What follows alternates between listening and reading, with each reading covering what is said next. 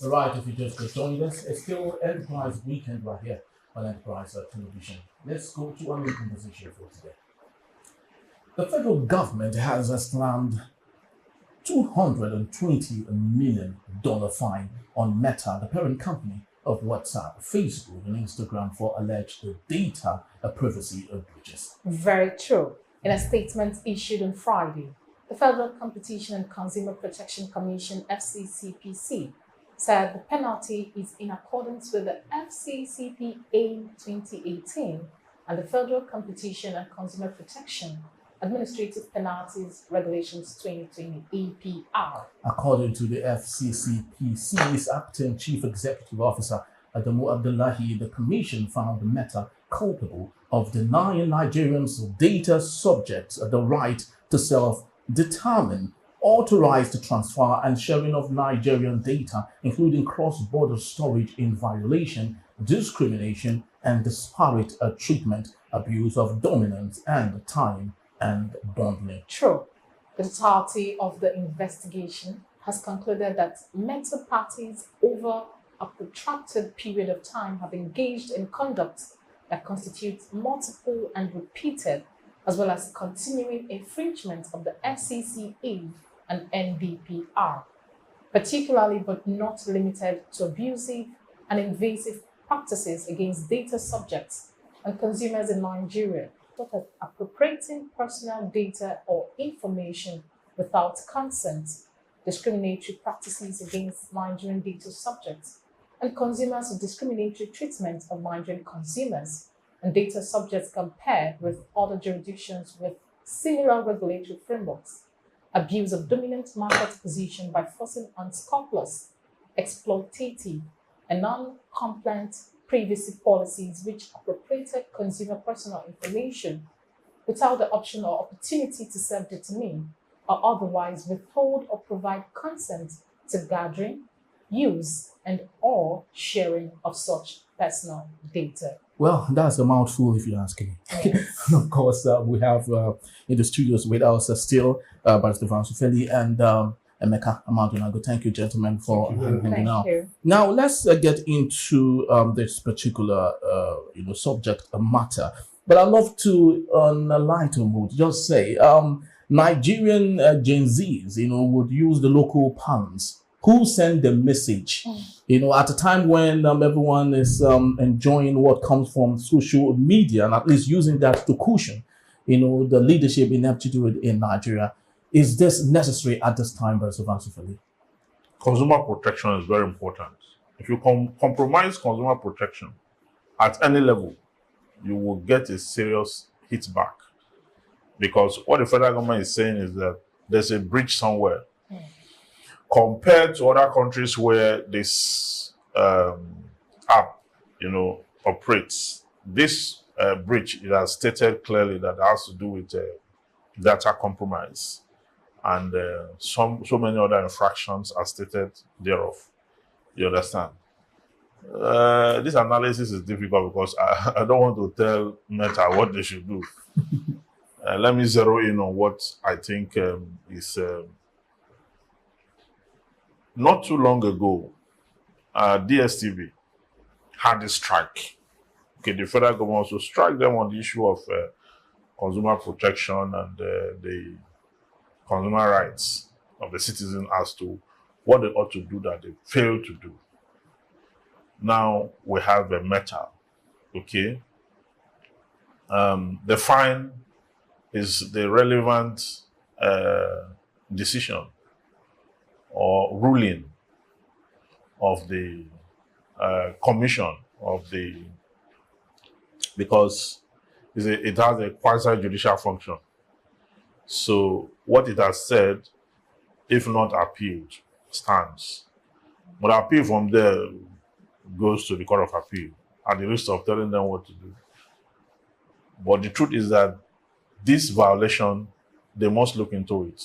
Because right now, they have been found wanting and they're culpable of the act.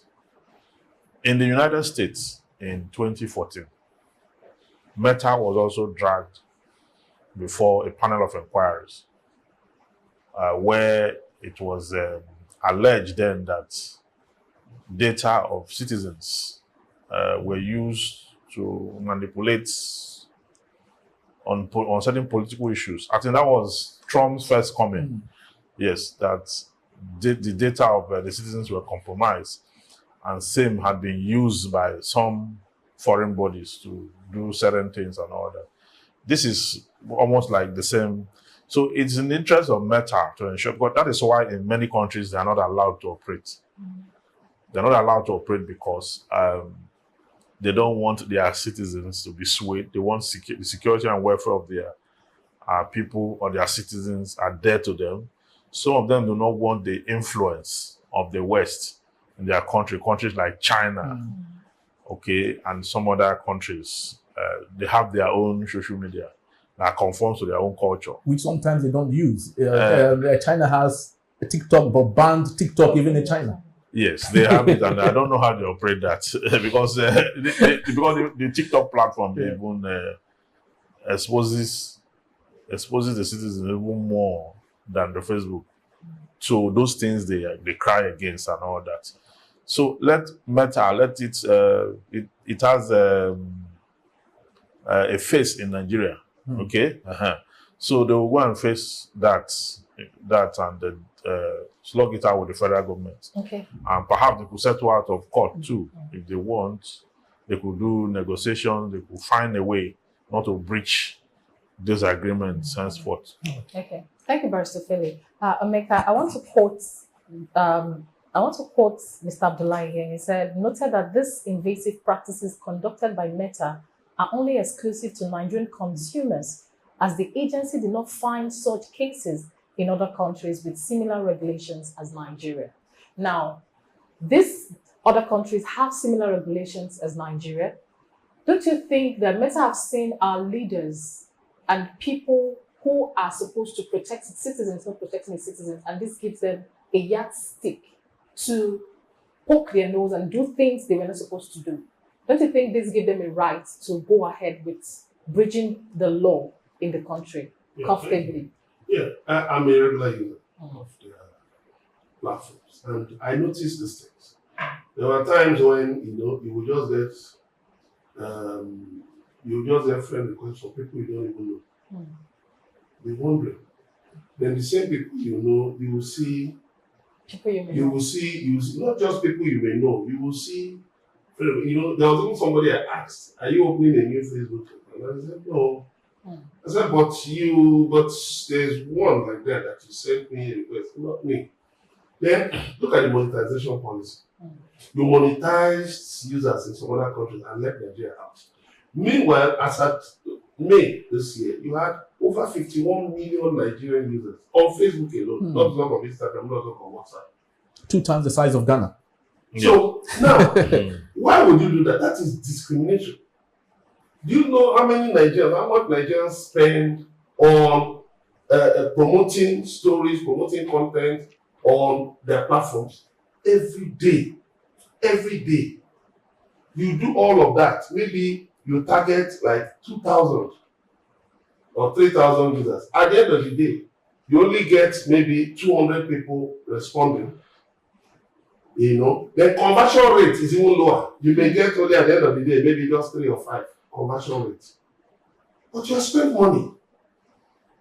You see, this idea that, there's money in Nigeria, money to withdraw the bank. No, it's wrong. It's something we must correct. Because that is why you see people bringing in bad fuel to the country.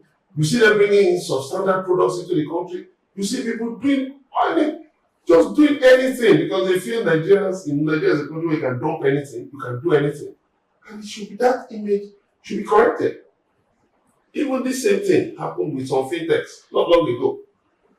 People just suddenly notice that accounts that open in their names, by these fintechs. And then what somebody told me is that if you are trying to trace the phone number of somebody and you don't have it, just go to the platform of one of those fintechs and just type in the person's name, the phone number will pop up.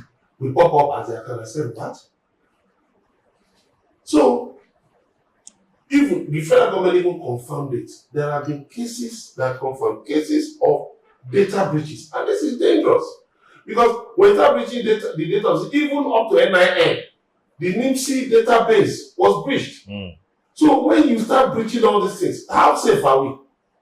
It means terrorists, all kinds of characters, fraudsters, and the rest of them, pedophiles and the rest of them can have access to all this information and put the security of citizens at risk. I feel I pray because it started under the administration of the former DG of FCC, Babatunde Rukaya. I praise him. I wonder why President Tinubu just removed him. This man was doing well. He just threw him out. But well, I'm happy that those he left behind, have actually acquitted themselves. They have shown that they are still, you still have some, we don't have a proper cybersecurity arm. That one is even. Do you know how the EFCC do their investigation? They had employed some cybersecurity experts into the commission to help them crack those very serious security issues.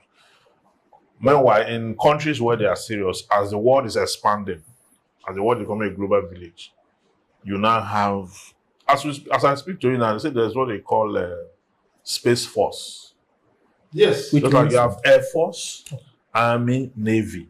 Navy for the waters, Army for the land, territorial integrity, okay, Air Force for the air. Now you now have Space Force in America for the space. So now you have the world is like global village, everything is now cyber dominant.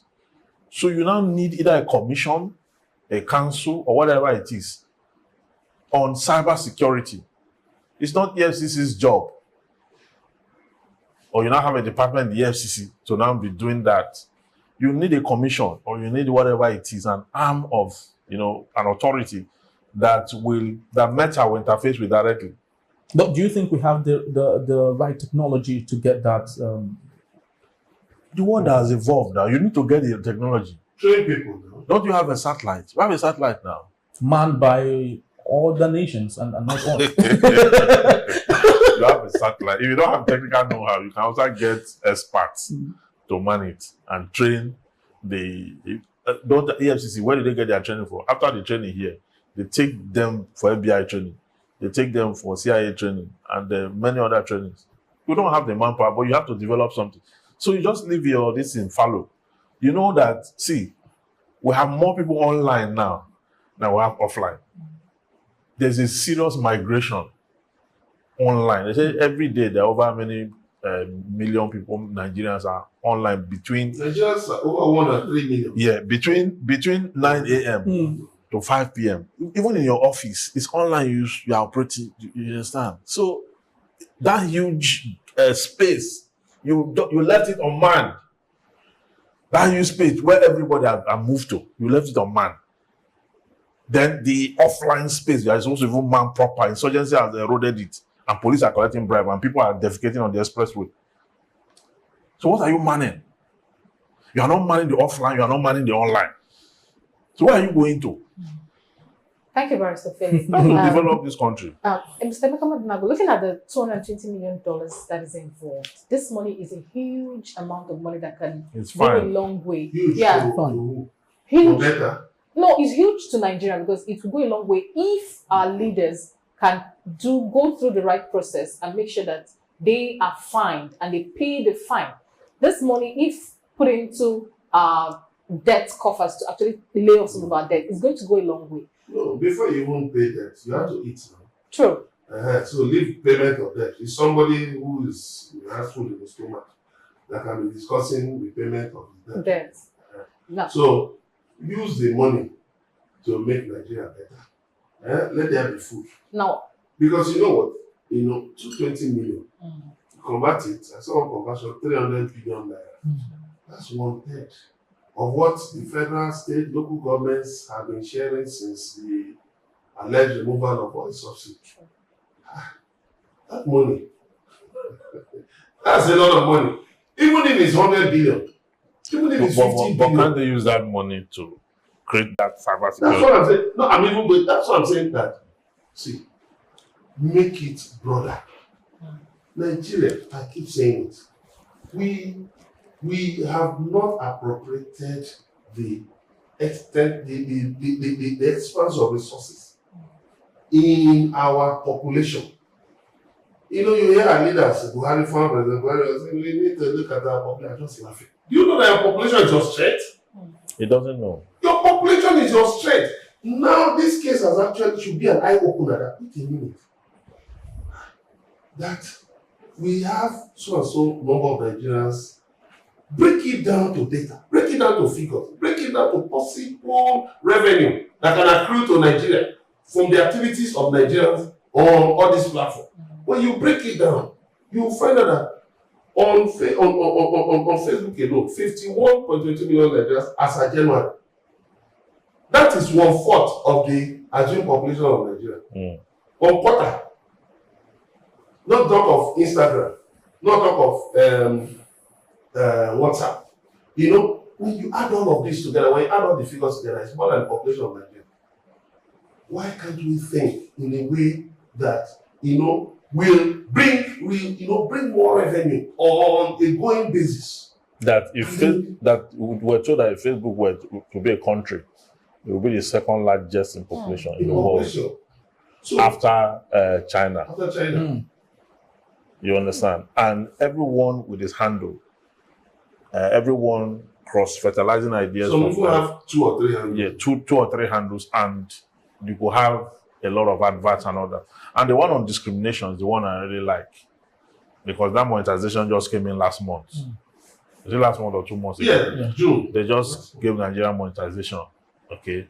Now another thing is we have harsh conditions. Yes, we harsh conditions. Harsh conditions. You need to have 60,000 hours, 60,000 watch hours, and then you need to have up to 5,000 friends or followers. Okay, before you can access whatever it is you're accessing.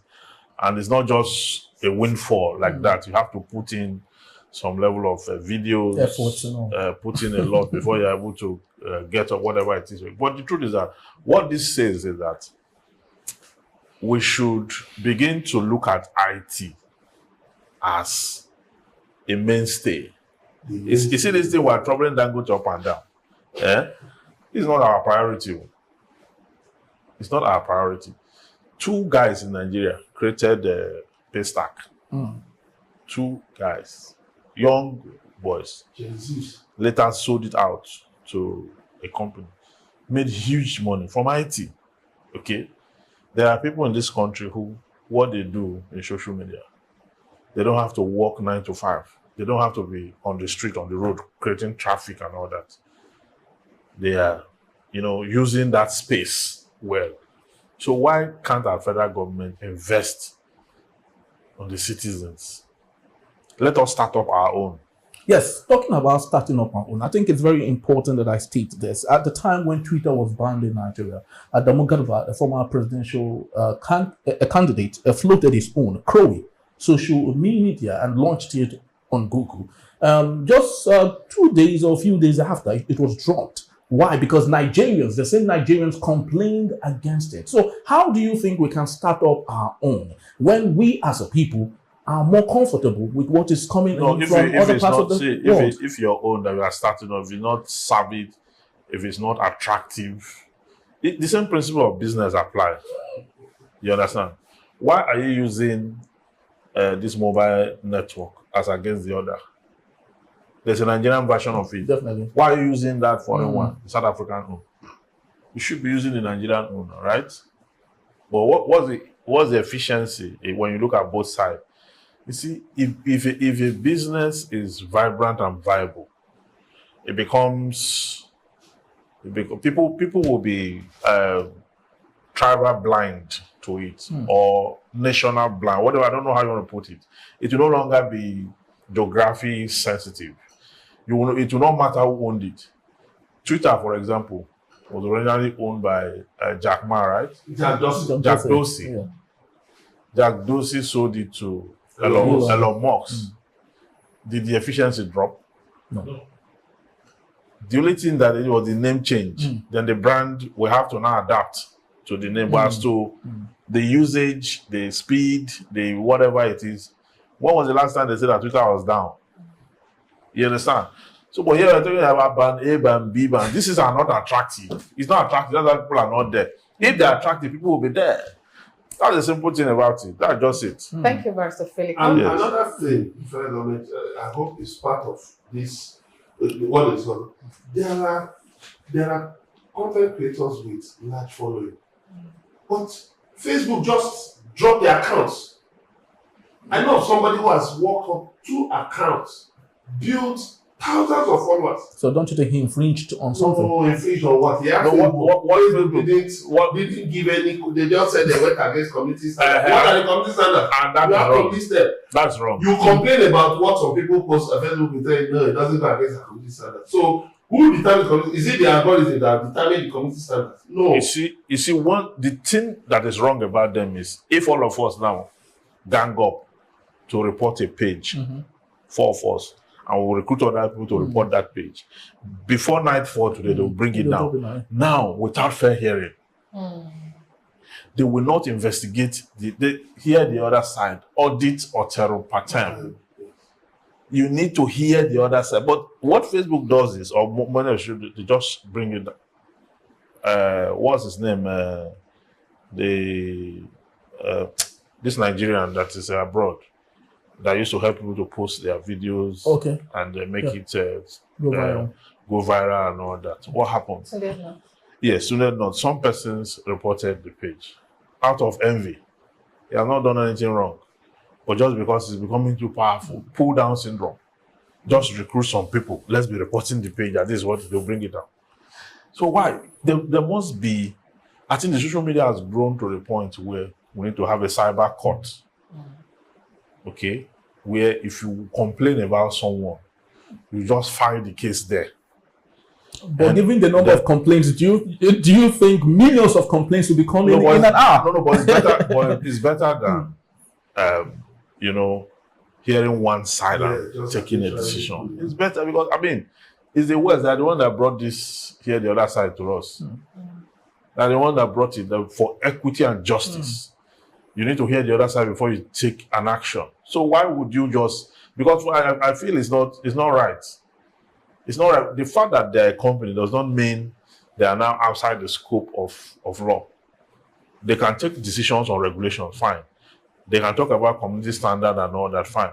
But where you want to take a decision on someone and you've not heard from the person and you don't care, just because people reported the person, you bring it in down. It's not good. Okay, thank you, Barrister Phil. Let's wrap up with this question.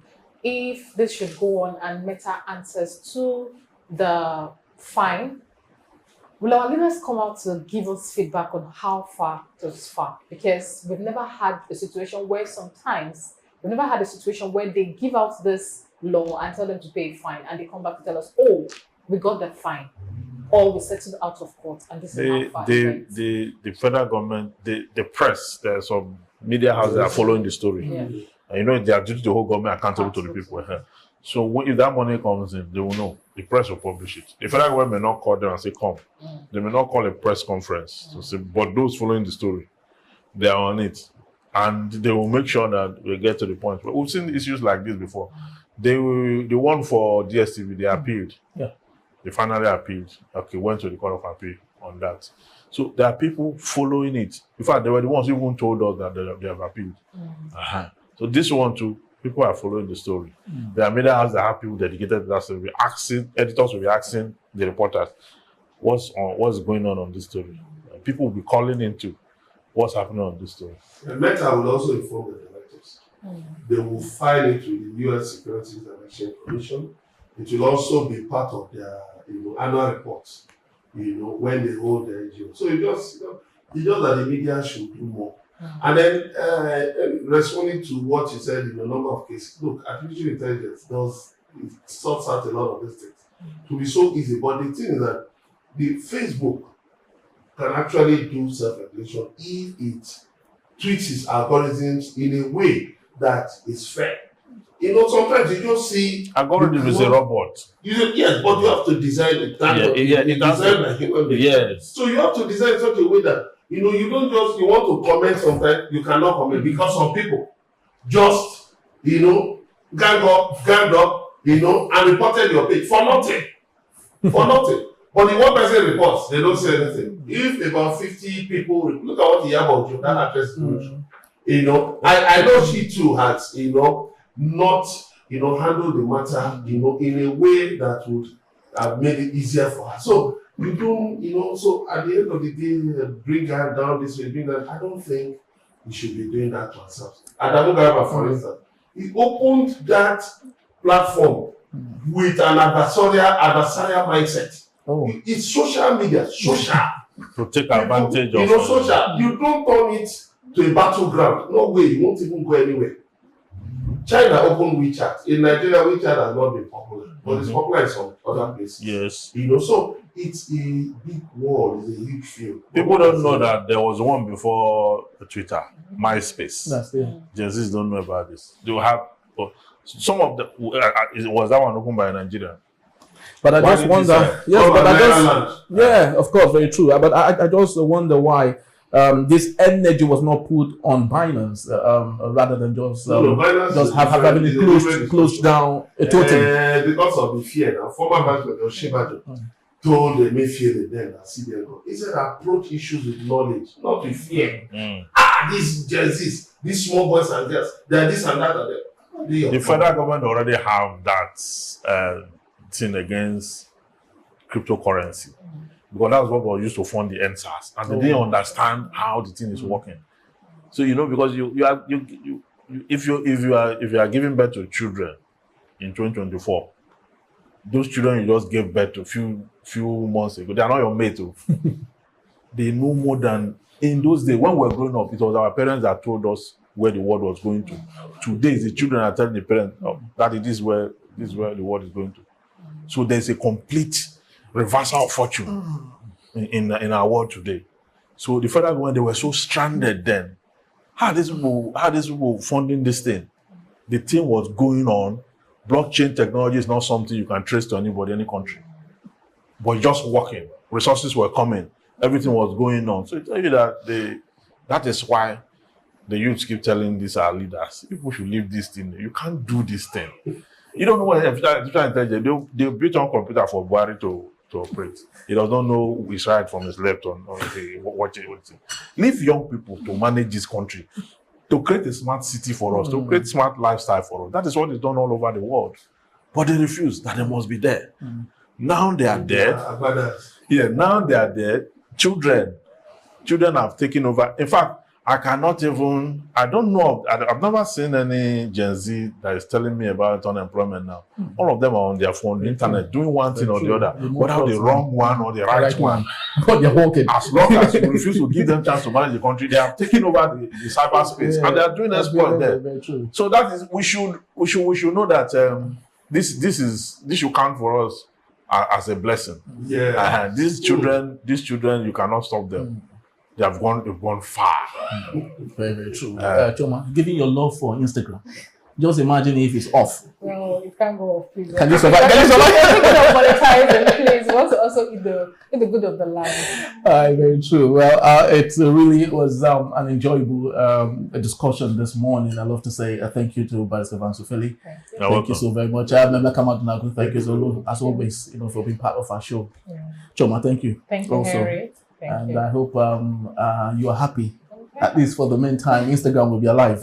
That is if they are able to pay that $220 million fine. Well, that's just about the size of our package for today. We'd love to say thank you to you for giving us your time. Please do well to visit our website at www.enterprisetvnews.com and also like, comment, and follow us on all our social media platforms at Enterprise TV7. I am Henry Igwe. And I'm Choma Okohe. On behalf of the entire team, thank you for watching and we'll see you soon. Bye-bye. Bye.